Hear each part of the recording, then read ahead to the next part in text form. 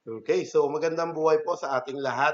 So this video po ay para po sa science natin, week 3, how to answer po yung module and our activity sheet.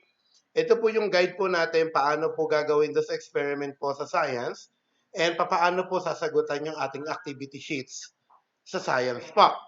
Okay, so this is our guide. Paano po ba natin masasagutan yung ating module? Unahin po natin yung module. Remember, ang sasagutan mo muna po natin ay yung learning task 1 and learning task 2. Okay po. So ito yung guide to answer science module week 3 and activity sheet number 3. Sa module po kasi natin, nahati po siya sa 3 linggo. So ang sasagutan lang po muna natin for week 3 ay yung learning task 1 plus yung learning task 2. Okay po. So, maliwanag na maliwanag po yun ha. Learning task 1 lang muna and learning task 2. So, unahin na muna po natin yung learning task 1.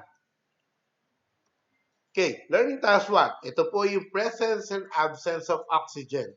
Ito po in investigating the changes that happen in materials that under the condition that there is a presence or absence of oxygen. Dito po natin malalaman ano po ba yung pagkakaiba na may presence and absence of oxygen in any material.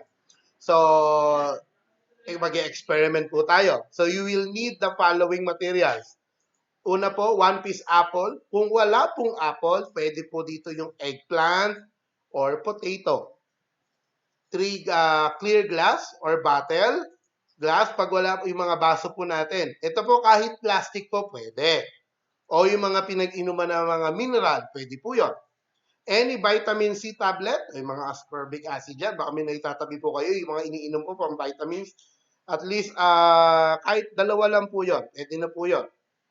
500 ml or 2 glasses of water, or water po, para gagamitin po natin, ibababad po kasi natin yung apple na yon, eggplant or a potato.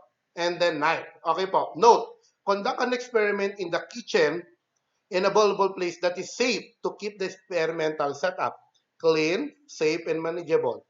Follow the step below. And then, syempre po, paggagamit po ng knife, make sure po na magpapatulong po tayo sa mga matatanda or any guardian po na present po sa bahay.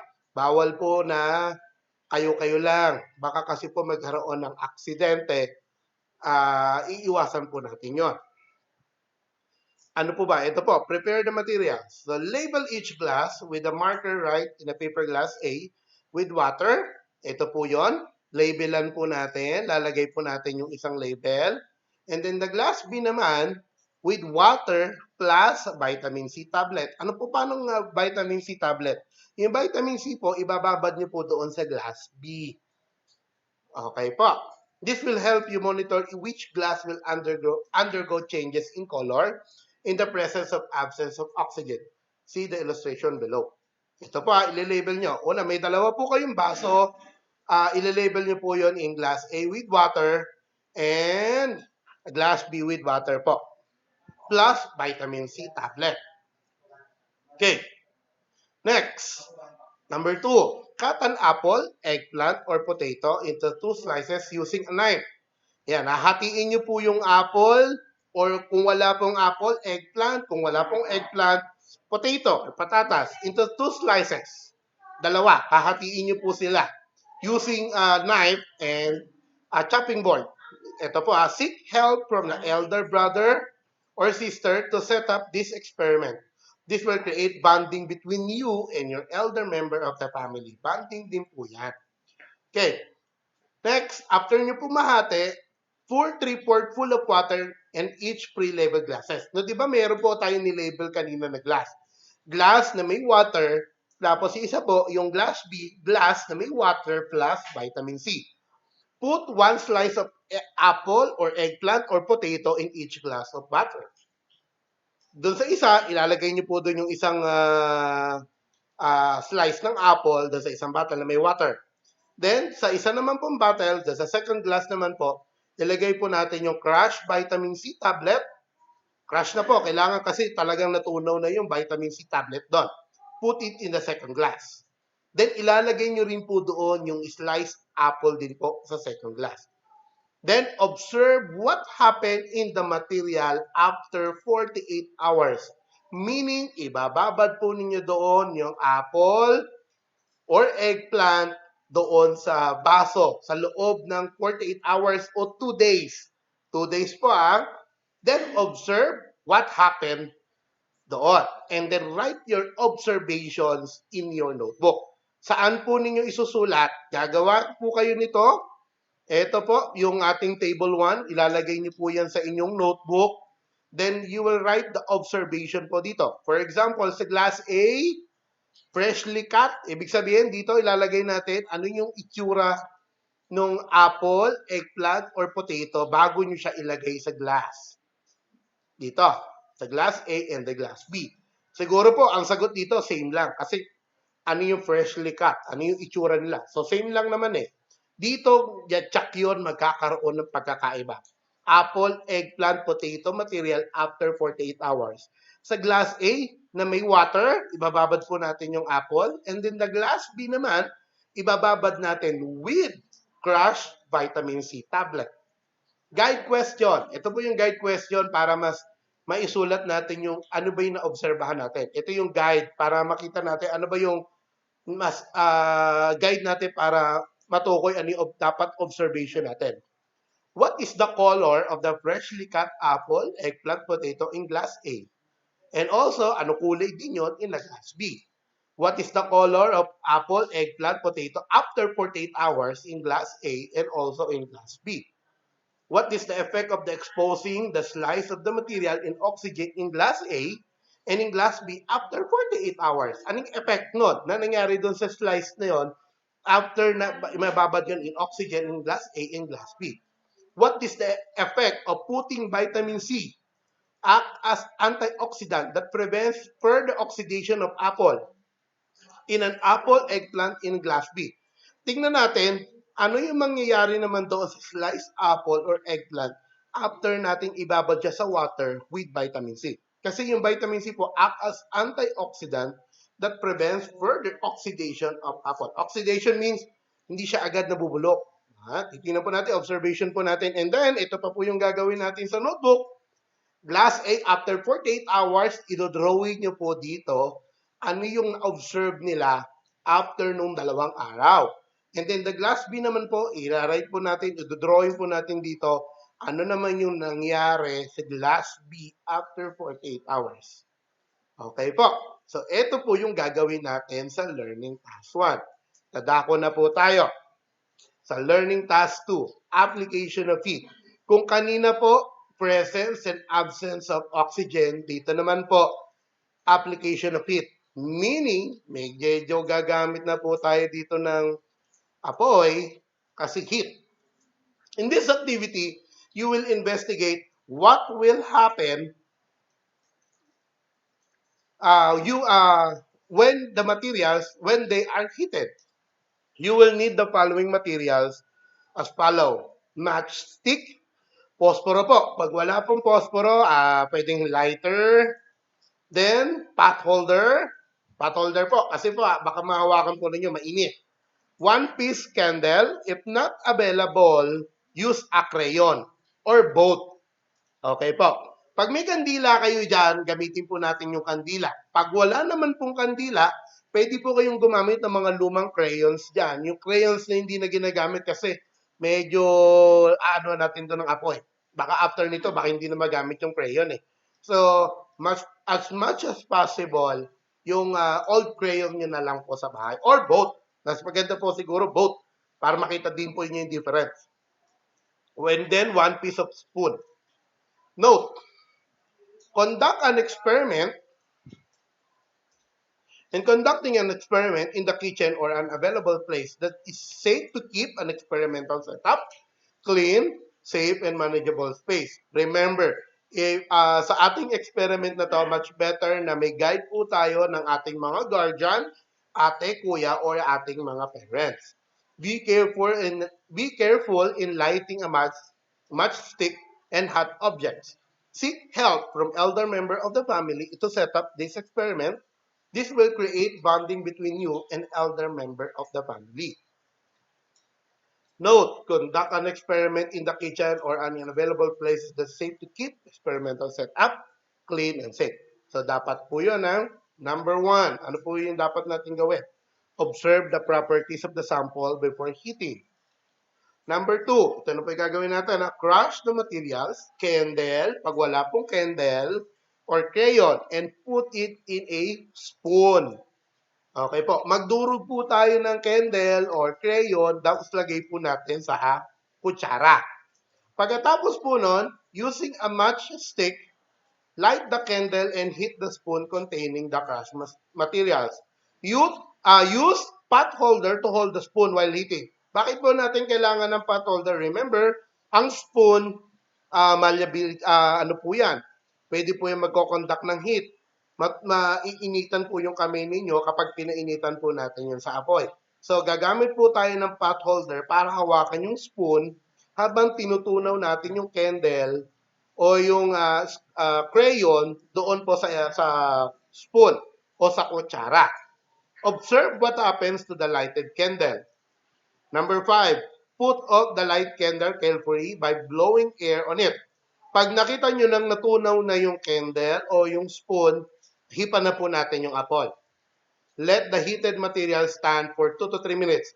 Ngayon, after ninyong mapatay yung apoy, iwanan nyo muna yung pinainitan natin na kutsara into 2 to 3 minutes. What happened to the materials when they are cooled off? Tingnan natin, ano kaya nangyari doon sa materials when they are cooled off? So, write your observation in the table below. Ito na naman po yung isusulat natin sa notebook. Etong table 2. Remember, itong table po nito, ito po yung dapat makita natin sa notebook for your investigation. Ngayon, ito po yun crayon or candle or both. Pwede po yun. Crayon, ano po isusulat natin? Property before heating. Ano yung itsura ng crayon or ng candle bago po natin siya painitan. And then dito naman po, ano na yung nangyari doon sa crayon or candle after natin heating. After po natin idaan siya sa heat. Okay. Guide question. What are the properties of crayon and candle before the materials are heated? What happened to the materials when they are heated? Ano kaya nangyari sa mga materials? What change took place? Ano kaya nangyari sa kanila after po natin mapainitan? Describe the changes that happen in the materials when they are heated. What change in pace happen when crayons and candle are heated? Ano kayang pace natin yon nung pinainitan natin yung crayons and candle? Next, describe the changes that happen in the material when they are cooled after 3 to 5 minutes. Ano na yung nangyari doon sa materials after 3 to 5 minutes when they are heated? What change in pace happen when crayons, candle are heated? Ito, for example, candle before heating, candle after heating.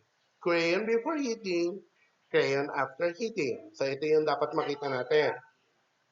Next, are the new product forms in each changes? So, let the material sit for 2 minutes. Okay, table 3. Investigating candles and crayons after heating.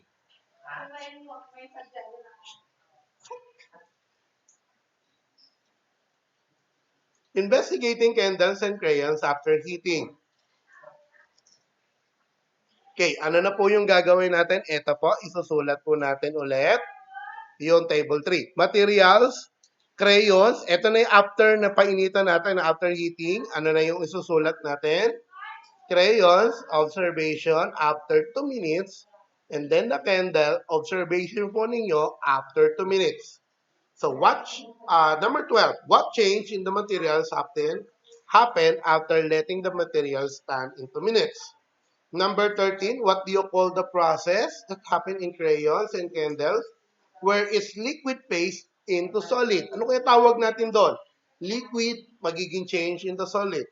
What caused this change in the materials? Is there any new material form? Draw your observation in the box. Ayan. Dito, i-drawing natin ano yung nangyari doon sa crayons after heating. And then, i-drawing naman po natin after cooling.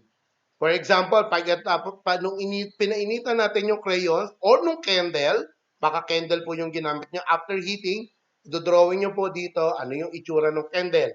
And then, idodrawing naman po natin dito ano na yung nangyari doon sa crayon after cooling. Idodrawing ko yan, ha? Okay, eto naman po yung para naman sa ating activity sheet. Activity sheet po natin, number 3. Ito po, put a check mark before each number that show physical change. Remember, ang bawat bagay, nagbabago yan, it's either physical change or a chemical change. Isusulat lang po natin dito yung physical change. Pag sinabi pong physical change, nagbabago lang yung kanyang physical na itsura, yung size, yung change, yung state, solid, liquid, gas, pero hindi pa rin nagbabago yung material o yung composition ng material. For example, yung papel. For example po itong papel. Tinupi ko ito, pinunit ko ito, ano pa rin ito? No, di ba papel pa rin? That is physical change. Pero pag ito ay sinunog ko na, papel pa rin ba siya? Hindi na po, di ba? Siya ay abo na. So, ito naman po yung tinatawag na chemical change. Dito po, ang gagawin po natin, you will check the mark. Ano po yung mga bagay dito na nagpapakita ng physical change. Next po, look for 2 things inside your house that show physical change. Ngayon naman po dito, maghahanap po tayo sa bahay na mga iba pa na nagpapakita ng physical change. For example, nakita niyo yung kapatid niyo nagpupunit ng papel. O drawing niyo dito, yon. Draw it inside the box. Dalawa po yan. 5 points each. Bawat drawing po natin yan, ha? 5 points po yan. Look for 2 things inside your house that shows physical change. Okay po. So dito, ito po yung una, 10 points. And then dito rin po, 10 points. So bali po, ang week 3 po natin ay 20 points po lahat. Okay po, remember po, dito po sa ating activity, kung hindi po naiintindihan, pwede po kayo magtanong sa akin. You can PM me. Hanapin nyo lang po yung aking Facebook, Chair Gerson Torres. Or mag-PM lang po sa aking number. Nandiyan po yung number ko sa ating WHLP or 0927-123-7846. If you have questions po regarding po sa ating activity and mamaya rin po, ilalabas naman po natin ano naman po yung gagawin sa Araling Panlipunan. Yun lang po. Marami pong salamat.